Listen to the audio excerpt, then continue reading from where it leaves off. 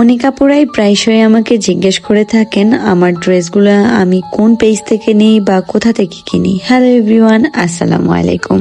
গতদিন আমি ডে দিয়েছিলাম, আমি 31টা সুতির ড্রেস বানিয়েছি। সবাই আমাকে জিজ্ঞেস করেছেন যে আমি কোন পেজ থেকে এই ড্রেসগুলো কিনেছি। প্রথম দুইটা ড্রেস একদমই রেডিমেড ছিল, আর এটা নিয়েছিলাম নেইমাত উইথ শর্মি থেকে। এরপরে এই দুইটা ড্রেস নিয়েছিলাম আমি মিলানা থেকে, আর মিলানার দুইটি শোরুম আছে, একটা বসুন্ধরা আর একটা যমুনা ফিউচার পার্ক। এই ড্রেস দুইটাও রেডিমেড ছিল।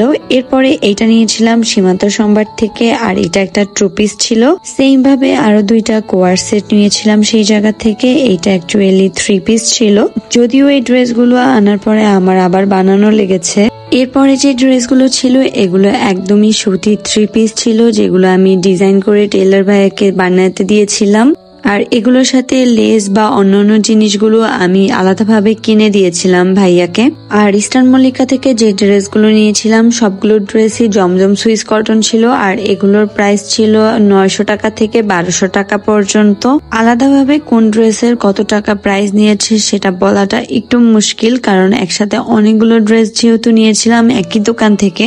অনেকে এখন জিজ্ঞেস করতে পারেন এতগুলো ড্রেস একসাথে বানানোর কারণ কি। আসলে আমি যেহেতু ঢাকায় থাকি আর টেইলর ভাইয়া আমার ভোলায়, তো আমি একসাথে অনেকগুলো ড্রেস বানিয়ে নিয়ে যাই, যাতে করে আমার 3-4 মাস আর ড্রেস না বানানো লাগে।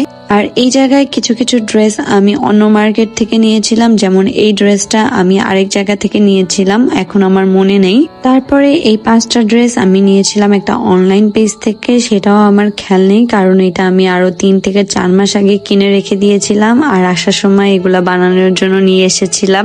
এই ড্রেসগুলো কটনের উপর একদম কাটওয়ার্কের ডিজাইন করা ছিল। ড্রেসগুলোর প্রাইস ছিল প্রায় 1800 থেকে 1500 টাকার মতো। আর অনেকেই জিজ্ঞেস করে থাকেন আমি কুর্তির কাপড় কোথা থেকে নেই। কুর্তির কাপড় আমি মিরপুরের মোহাম্মদিয়া মার্কেট থেকে নিয়ে থাকি। আর এই জায়গায় 5টা কাপড়ই আমার মিরপুর মোহাম্মদিয়া মার্কেট থেকে নেওয়া। আজকে এই পর্যন্তই, বাকি ডিটেলস হয়তো যখন ড্রেসগুলো পরবো তখন শেয়ার করবো। আল্লাহ হাফেজ।